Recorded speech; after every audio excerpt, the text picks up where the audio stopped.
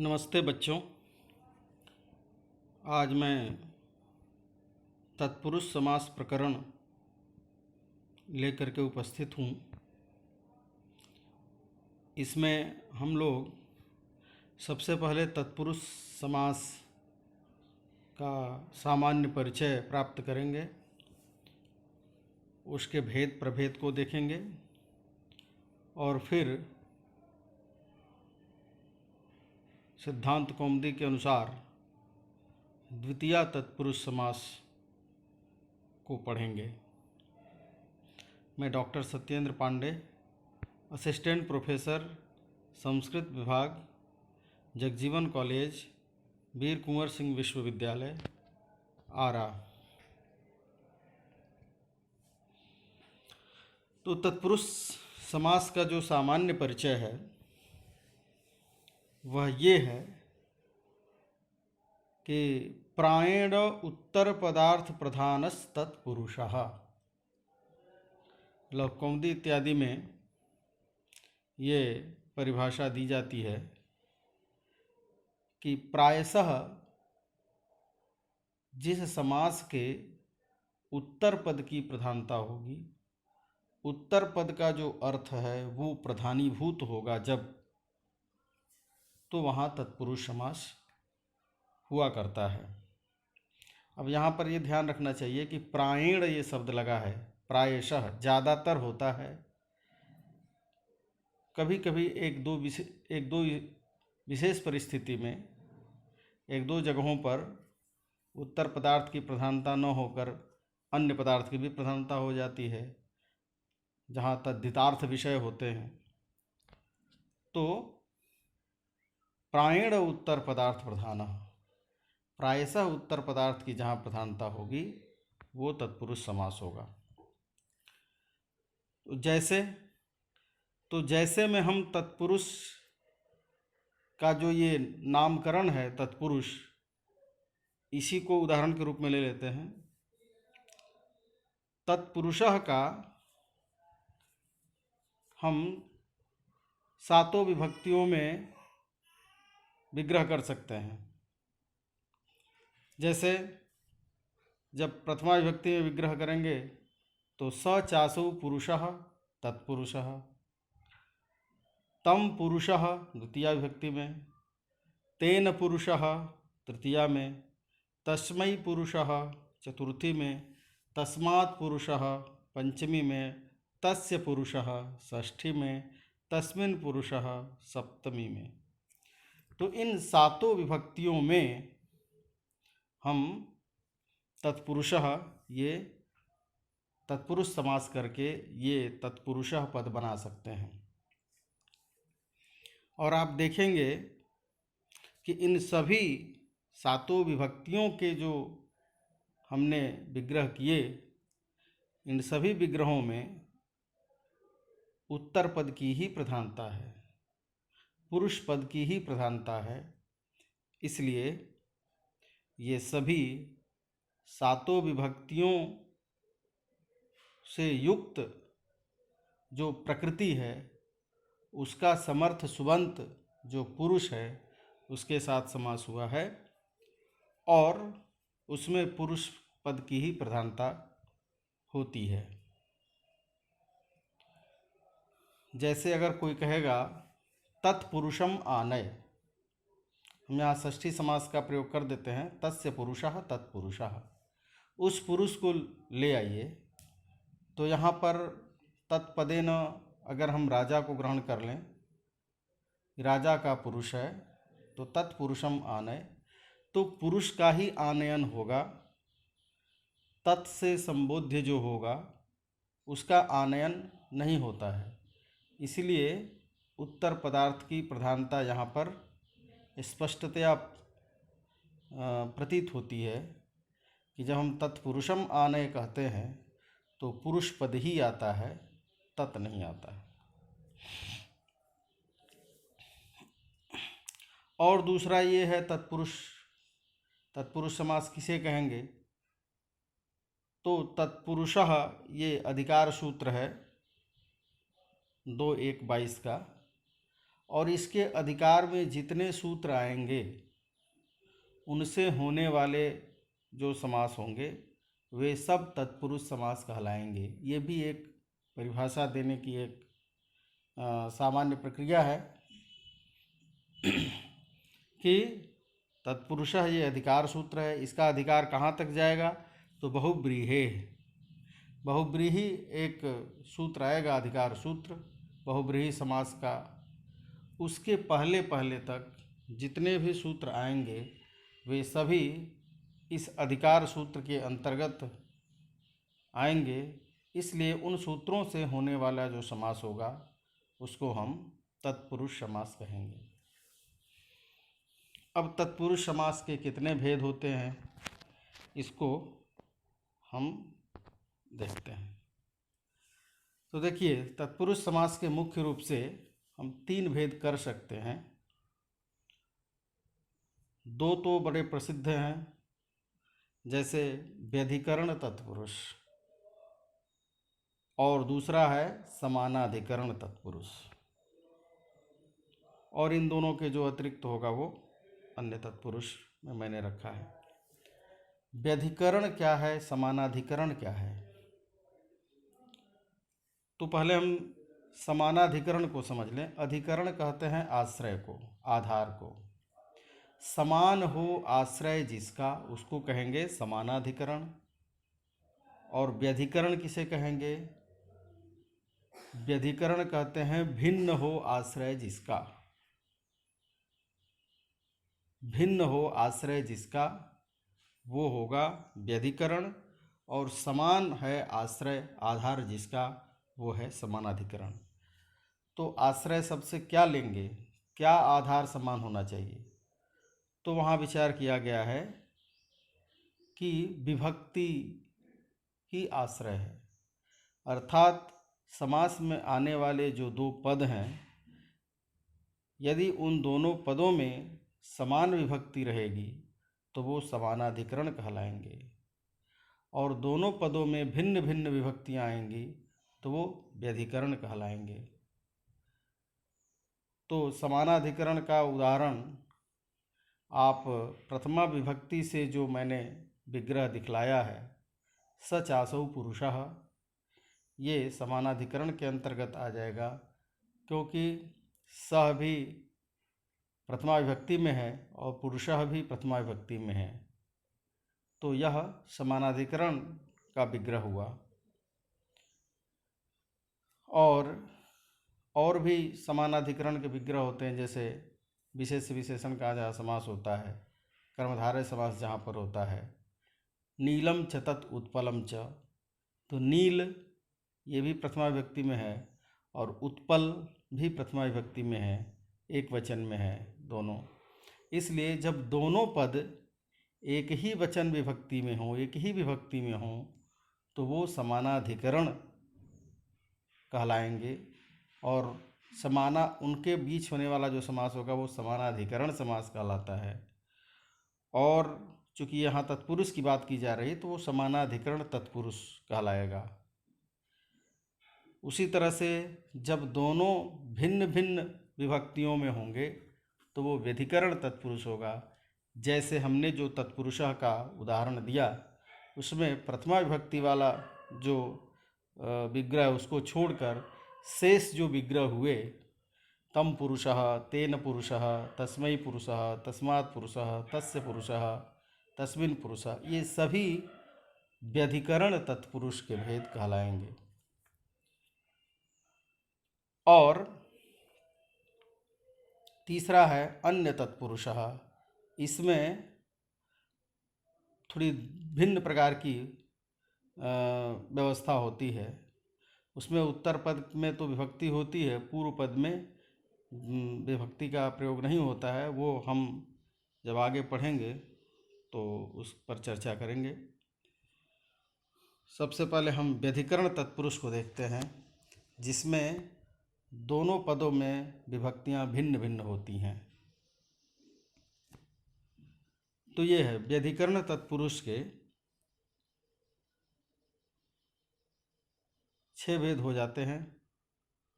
पहला है द्वितीया तत्पुरुष, दूसरा है तृतीया तत्पुरुष, तीसरा है चतुर्थी, फिर पंचमी, षष्ठी और सप्तमी। इस तरह से ये 6 व्यधिकरण तत्पुरुष के भेद होते हैं। समानाधिकरण के कितने भेद होंगे? तो समानाधिकरण के भेद हैं, सबसे पहले है विशेष विशेषण के अंतर्गत जो समास होता है, जिसे हम कर्मधारय समास के नाम से जानते हैं। और एक पाणिनि ने एक सूत्र ही लिख दिया समानाधिकरण के संदर्भ में कि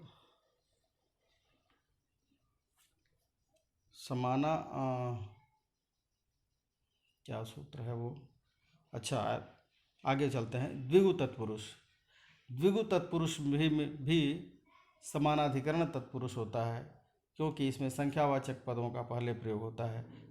सूत्र भी है संख्या पूर्वो द्विगु। तो ये भी एक तरह का कर्मधारय समास ही कहा जाएगा, क्योंकि संख्यावाचक विशेषण पहले आता है। संख्या और संख्येय के बीच में ये समास होता है, इसीलिए ये द्विगु तत्पुरुष कहलाता है।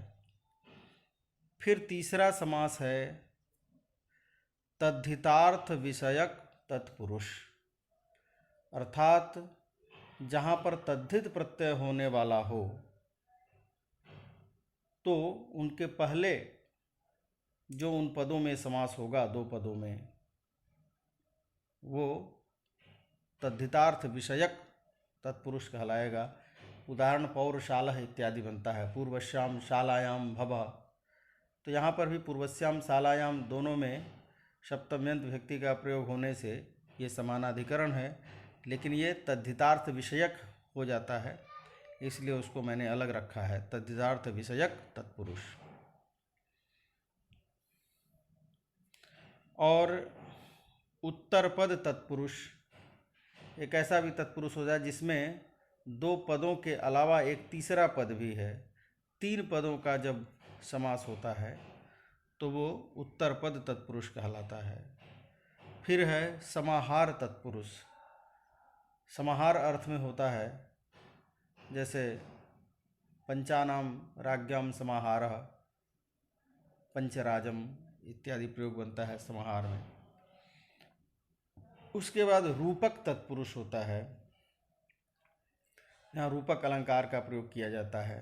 चंद्र एव मुखम, तो चंद्रमुखम ये जो समास होगा वह रूपक समास होगा। और फिर उपमान तत्पुरुष, जहाँ सादृश्य को लेकर के विग्रह करते हैं। चंद्र इव मुखम चंद्रमुखम, तो जहाँ इव पद का प्रयोग करते हुए समास करते हैं, विग्रह करते हैं, वो उपमान तत्पुरुष के अंतर्गत आएगा। और जहाँ एव करते हैं, दोनों में अभेद कर देते हैं, वहाँ पर रूपक तत्पुरुष होता है। इस तरह से 7 तरह के समानाधिकरण तत्पुरुष हैं। अन्य तत्पुरुष में ये नए तत्पुरुष आते हैं, जैसे न अश्वः अनश्वः इत्यादि प्रयोग बनता है। उसी तरह से प्रादि तत्पुरुष आते हैं, जब प्रपरा इत्यादि पहले आते हैं और उसके बाद उनका समर्थ सुबंत के साथ जब समास होता है तो प्रगतः आचार्यः प्राचार्यः इत्यादि बनता है, तो ये प्रादि तत्पुरुष है। और उपपद तत्पुरुष है, जब कुंभम करोतीति कुंभकारः इस तरह का प्रयोग बनना है। कुंभम एक उपपद है और उसका क्री धातु के साथ उसका समास होता है, तो ये उपपद तत्पुरुष कहलाता है। तो इस तरह से 3 तरह का मुख्य रूप से विभाजन मैंने किया है। आगे देखा जाए। अब आज का जो विषय वस्तु है वो द्वितीया तत्पुरुष हम पढ़ेंगे सिद्धांत कौमुदी के अनुसार।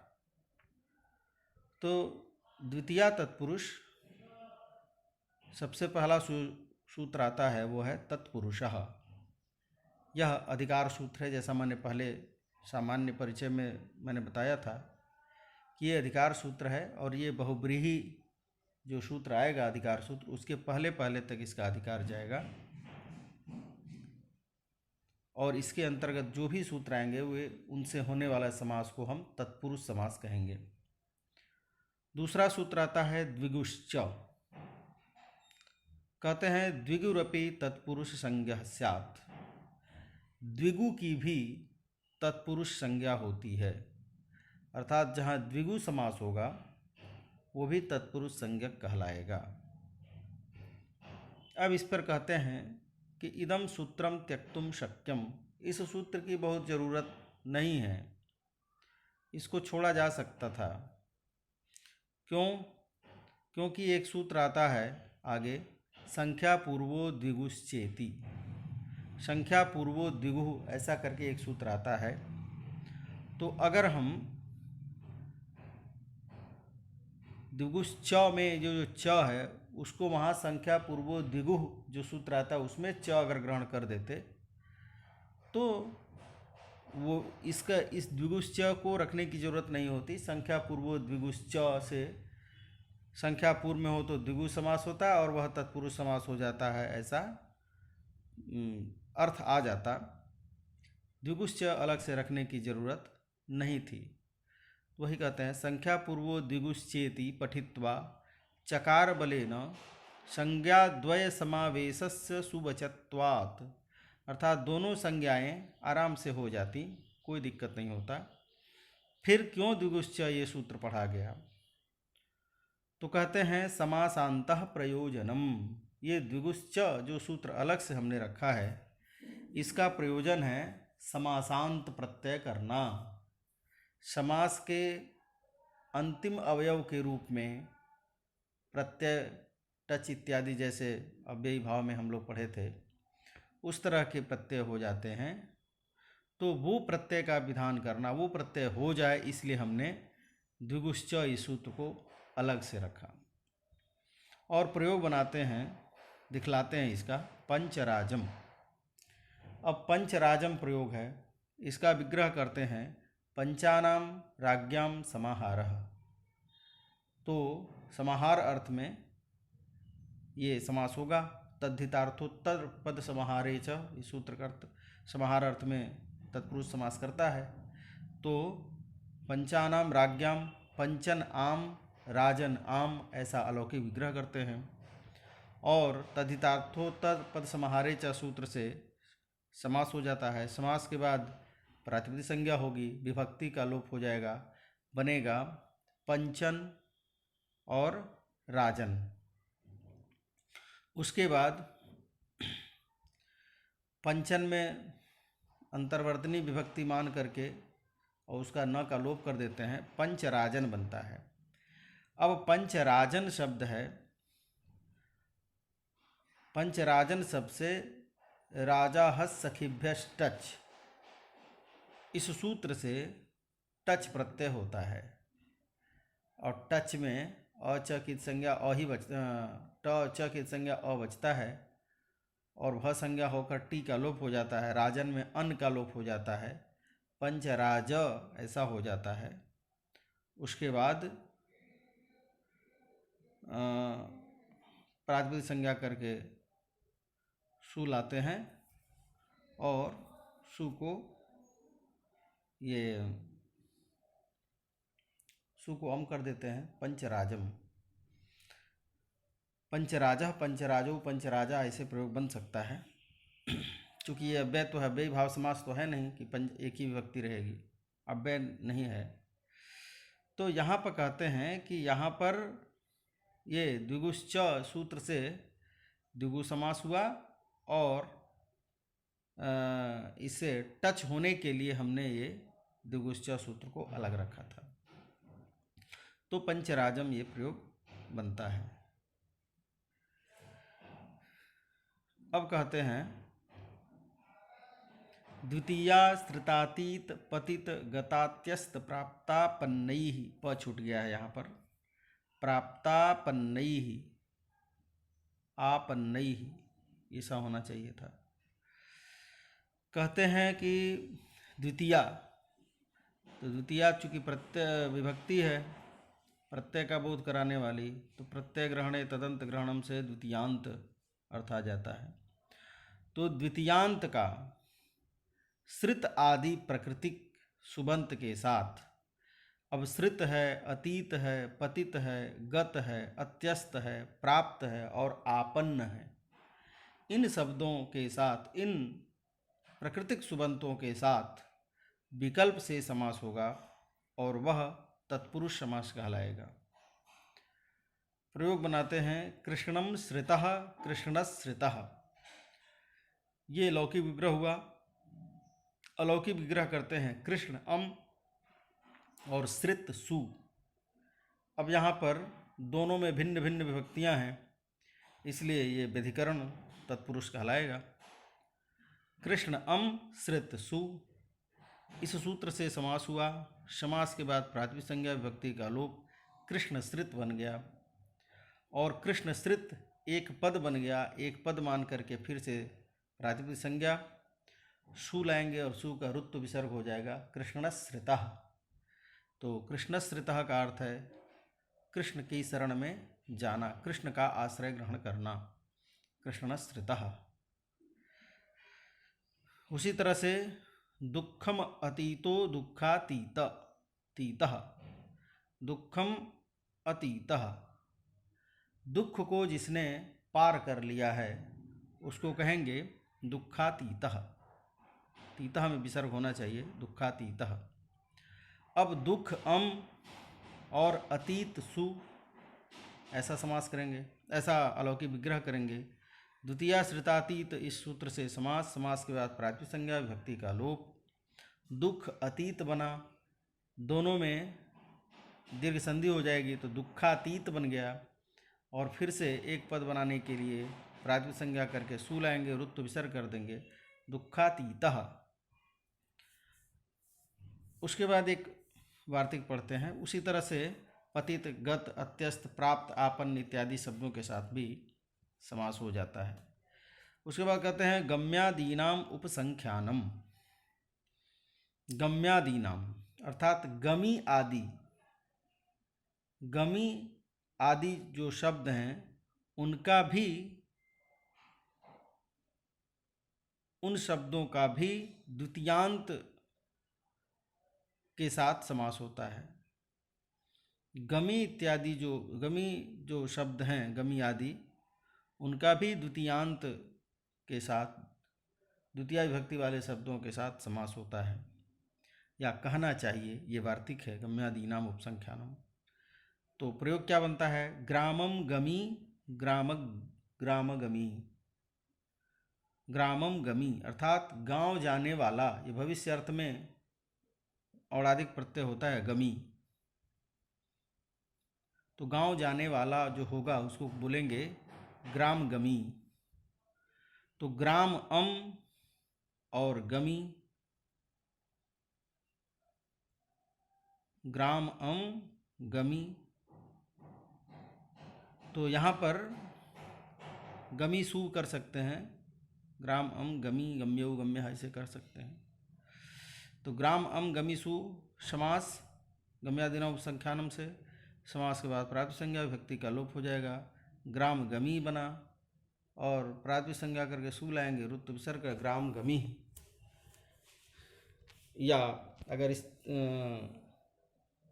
ग्राम गमी। उसके बाद जो है अन्नम बुभुक्षु, अन्न बुभुक्षु। अब यहाँ जो है बुभुक्षु पद गम्यादि में आता है, उसका पाठ किया गया है, गम्यादि गण है उसका बुभुक्षु पाठ उसमें आया है, तो उसके साथ भी द्वितीयांत का समास होगा। तो अन्नम बुभुक्षु, बुभुक्षु कहते हैं भोक्तुम इच्छा बुभुक्षा, खाने की जो इच्छा है उसको कहेंगे बुभुक्षा, और उससे फिर ऊ प्रत्यय हो जाता है तो बुभुक्षु बनता है। अन्नम बुभुक्षे अर्थात अन्न खाने की इच्छा जो हो, जिसकी हो, उसको बोलेंगे अन्न बुभुक्षु। तो यहाँ पर भी अन्न अम बुभुक्षु सु, ये अलौकिक विग्रह। गम्यादीनाम उपसंख्यानम सूत्र से समास। समास के बाद प्रातिपदिक संज्ञा विभक्ति का लोप, अन्न बुभुक्षु बना। फिर से एक पद बना करके सू लाएंगे, ऋतु विसर्ग अन्न बुभुक्षु। अब कहते हैं स्वयं तेना। स्वयं इस पद का, स्वयं इस अव्यय का अक्तांत के साथ, अक्तांत प्रकृतिक के साथ समास होगा। तो प्रश्न स्वाभाविक है कि यहाँ तो द्वितीया विभक्ति का प्रसंग चल रहा है, फिर ये कैसे? तो उसी कहते हैं द्वितीया इति न संबध्यते अयोग्यत्वात्। द्वितीया श्रितातीत ये जो सूत्र है इसका यहाँ कोई संबंध नहीं है, क्योंकि कोई मतलब ही नहीं है उसका इससे जुड़ने का, क्योंकि ये सूत्र कहता है कि स्वयं इस अव्यय का तांत प्राकृतिक सुबंत के साथ समास होता है। तो स्वयं तो द्वितीया है नहीं, इसलिए कहे कि इसका संबंध यहाँ नहीं है अयोग्यत्वात्। तो प्रयोग बनाते हैं स्वयं कृतस्यापत्यम स्वायं कृति। स्वयं ये स्वायं कृति प्रयोग बनाने के लिए ही ये सूत्र आया है। तो कैसे इसका अलौकिक विग्रह करेंगे? तो स्वयं कृत गस, और अपत्य अर्थ में अत ई से ई प्रत्यय होता है तो ई बनेगा, स्वयं कृत गस ई। इस तरह का अलौकिक विग्रह करेंगे और इस सूत्र से समास होगा। समास के बाद प्रातिपदिक संज्ञा विभक्ति का लोप हो जाएगा, तो स्वयं कृत ई बना। ई को ध्यान में रखते हुए स्वयं कृत की भ संज्ञा कर लेंगे और यस्येति च से अ का लोप होकर के ई जाकर के मिल जाएगा, बनेगा स्वयं कृति। अच्छा, ई चूँकि ईकार की संज्ञा हुई है यकार की, इसलिए आदि वृद्धि हो जाती है, तो स्वायंकृत स्वायंकृति बन जाता है। और उसके बाद फिर से एक पद बना करके प्रातिपदिक संज्ञा करके सू लाएंगे, सू को ऋतु विसर्ग स्वायंकृति। स्वयं काम करने वाले का जो लड़का होगा तो स्वायंकृति हो। स्वयं करने वाले का जो बच्चा होगा, स्वयं फैसला लेने वाला, स्वयं काम करने वाले का जो पुत्र होगा उसको बोलेंगे स्वायंकृति। अब यहाँ पर ये सूत्र इसलिए दिया गया कि अगर इस सूत्र से समास नहीं होता तो दो स्वतंत्र पद होते, स्वयं अलग कृति अलग, तो वहाँ पर दोनों पदों में वृद्धि हो जाती, तो स्वायंकारति ऐसा प्रयोग बनने लगता, जो ऐसा बनता नहीं है। इसलिए ये समास कर दिया गया, तो एक ही पद बना और एक पद मान करके केवल आदि को वृद्धि होती है, आदि अच को वृद्धि होती है, तो स्वायंकृति केवल बनता है।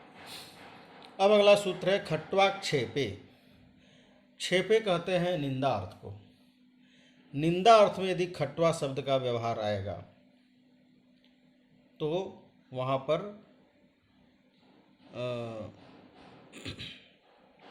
तत्पुरुष समास होगा। कहते हैं खट्वा प्रकृतिकम द्वितीयांतम।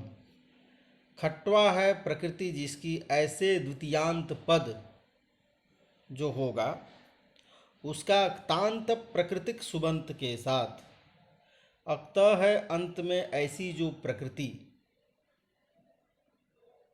ऐसी प्रकृति वाली जो सुबंत है उसके साथ समास होगा। निंदायाम, निंदा अर्थ गम्य होगा तब, निंदा अर्थ की प्रतीति हो रही होगी तब। उदाहरण देते हैं खट्वा रूढ़ो जालमः। खट्वा रूढ़ो बनाते हैं, इसका विग्रह करते हैं खट्वाम आरूढ़ खट्वा रूढ़। खट्वाम द्वितीया विभक्ति का प्रयोग किया गया, तो खट्वा अम और आरूढ़ सु। अब यहाँ खट्वा प्रकृतिक द्वितीयांत है खट्वाम, अक्तांत प्राकृतिक सुबंत है आरूढ़, रू धातु शक्ता प्रत्यय बन के आरूढ़ बनता है, इसलिए इनका समास हो जाएगा। अब बात आती है कि निंदा है कि नहीं है। निंदा अर्थगम्य होना चाहिए, तो खट्वा रूढ़ निंदा कैसे है? तो ये जो प्रयोग है उसके लिए है कि एक नियम है कि जब तक ब्रह्मचारी वेद का पठन पाठन करता है तब तक उसे खट्वा पर चारपाई पर बैठने का निषेध किया गया है। जब वह अध्ययन संपूर्ण समाप्त कर लेता है तब उसको खट्वा पर बैठने का अधिकार होता है। अर्थात ब्रह्मचर्य वेश में ब्रह्मचर्यावस्था में खट्वा पर बैठने का निषेध किया गया है, लेकिन जब वो गृहस्थ आश्रम में प्रवेश करता है तब वह खट्वा पर बैठ सकता है, चरपाई पर बैठ सकता है। तो अगर कोई बटुक, कोई ब्रह्मचारी ब्रह्मचर्यावस्था में रहते हुए खट्वा पर बैठता है, चारपाई पर बैठता है, तो वह क्या है? वो निंदा है। उसने नियम को तोड़ा, इसलिए वो निंदा का पात्र है। इसीलिए ऐसे ब्रह्मचारी को कहा जाता है खट्वा रूढ़ो जालमः। ये जाल्म जो है खट्वा पर बैठा हुआ है, इसलिए क्या है? ये जाल्म है। तो यहाँ पर निंदा अर्थ की प्रतीति हो रही है। तो खट्वा अम आरूढ़ सु ऐसा अलौकिक विग्रह। इस सूत्र से समास के बाद प्रातिपदिक संज्ञा व्यक्ति का लोप। खट्वा आरूढ़ दोनों में दीर्घ संधि हो जाएगी, खट्वा रूढ़ बन जाएगा। पुनः एक पद बना करके प्रातिपदिक संज्ञा सु ऋत्व विसर्ग खट्वा रूढ़। अब कहते हैं नित्य समास होयम। यह जो समास है वो नित्य समास है। इसमें क्यों नित्य समास है? तो कहते हैं नहीं वाक्य न निंदा गम्यते। जब समास करते हैं तभी निंदा की प्रतीति होती है, और जब केवल ऐसे करेंगे खट्वा रूढ़ खट्वाम आरूढ़, तब जो है वहाँ वाक्य से निंदा की प्रतीति नहीं होती है, क्योंकि जो गृहस्थ है वो खट्वा पर बैठता है, इसलिए उसके लिए प्रयोग कर सकते हैं खट्वाम आरूढ़। तो वाक्य से निंदा की प्रतीति नहीं होती है, इसलिए ये नित्य समास कहलाएगा। खट्वा रूढ़ो जालमः यह नित्य समास होगा। अब कहते हैं सामी। सामी इस अव्यय पद का, सामी कहते हैं अर्ध अर्थ का वाचक है, आधा का वाचक ये अव्यय है सामी। उसका अक्तांत प्राकृतिक सुबंत के साथ समास होगा। तेन का अधिकार सम में आ रहा है, तेन अनुवृत्ति आ रही है। स्वयं तेन का जो तेन है उसकी अनुवृत्ति खट्वाक्षेपे में भी आया, सामी में भी आया। तो सामी जो अव्यय है, इस अव्यय का अक्तांत प्राकृतिक सुबंत के साथ समास होगा। क्या बनेगा? सामी कृतम।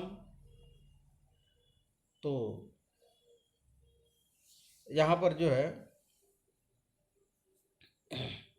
सामी कृतम। अब यहाँ पर आप कहेंगे आधा कर दिया, तो सामी कृतम। समास करने का फल क्या हुआ? सामी ऐसे था, कृतम पद जोड़ देते, सामी कृतम हो जाता। तो समास करने का फल तो पहले बतलाया ही गया है कि एक पद बना देना और स्वर विशेष स्वर हो जाना। तो सामी कृतम में भी एक पद बनाया गया है और विशेष स्वर छंद में दिखाया जाएगा, इसलिए यहाँ पर सामी कृतम में जो समास किया गया उसको एक पद बनाना ही इसका मुख्य उद्देश्य था। अलौकिक विग्रह इसका क्या करेंगे? सामी कृत सु कर सकते हैं और लोप करके फिर आप सामी कृतम बना लीजिए। फिर बनता है कालाह। कालाह सूत्र है, अर्थात कालवाचिक जो शब्द होंगे उनका अक्तांत प्राकृतिक सुबंत के साथ समास होगा। कालवाची शब्द का अक्तांत प्राकृतिक सुबंत के साथ समास होगा। और कहते हैं अनत्यंत संयोगार्थम वचनम। अत्यंत संयोगार्थ के लिए तो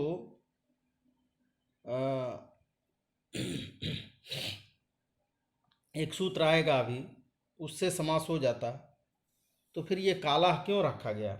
तो कहते हैं अनत्यंत संयोगार्थम वचनम। जहाँ पर अत्यंत संयोग नहीं होगा काल का, वहाँ के लिए ये सूत्र पढ़ा गया है। तो प्रयोग बनाते हैं मासप प्रमितः। मासम प्रमितः मास प्रमितः मास अम प्रमित सु। तो समास इस सूत्र से समास प्रातिपदिक विभक्ति का लोप, मास प्रमित बन गया एक पद, फिर प्रातिपदिक आकर के सु लाते हैं, ऋत्व विसर्ग मास प्रमितः। क्या मतलब हुआ इसका मास प्रमितः का? प्रतिपत् चंद्र, मास प्रमितः प्रतिपत् चंद्र, अर्थात मासम परिच्छेत्तुम आरब्धवान इत्यर्थः। महीने का पहली प्रतिपदा, महीने की प्रतिपदा, महीने की प्रतिपदा। तो ये जो प्रतिपदा का वाचक है वो पूरे महीने नहीं रहती है, इसलिए ये अत्यंत संयोग नहीं है, अनत्यंत संयोग है। केवल महीने में 2 ही दिन प्रतिपदा आती है, एक कृष्ण पक्ष की एक शुक्ल पक्ष की, इसलिए ये अत्यंत संयोग कालवाचक शब्द का प्रयोग नहीं किया गया है, इसलिए यहाँ पर इस सूत्र से समास होगा। फिर अगला सूत्र है अत्यंत संयोगे च। और यदि कालवाची शब्द का अत्यंत संयोग वाला शब्द का प्रयोग करेंगे तब तो इस सूत्र से समास होगा। तो कालवाचिक शब्द का अच्छा, दूसरी बात यह है कि अक्तांत तेन की अनुवृत्ति वहाँ आ रही थी, यहाँ पर उसकी अनुवृत्ति नहीं है, तो कालवाचिक शब्द का समर्थ सुबंत के साथ समास हो जाएगा। तो प्रयोग बनाते हैं मुहूर्तम सुखम मुहूर्त सुखम, मुहूर्त अम सुख सु। तो इस अत्यंत अर्थात मुहूर्त भर सुख रहा,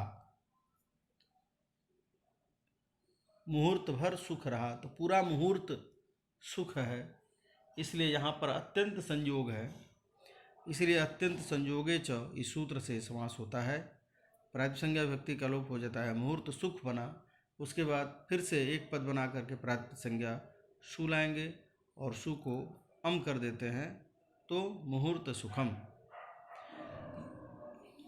इस तरह से आज हम लोग द्वितीया तत्पुरुष तक पढ़े। अगले वीडियो में आगे तृतीया तत्पुरुष इत्यादि पढ़ेंगे। नमो नमः।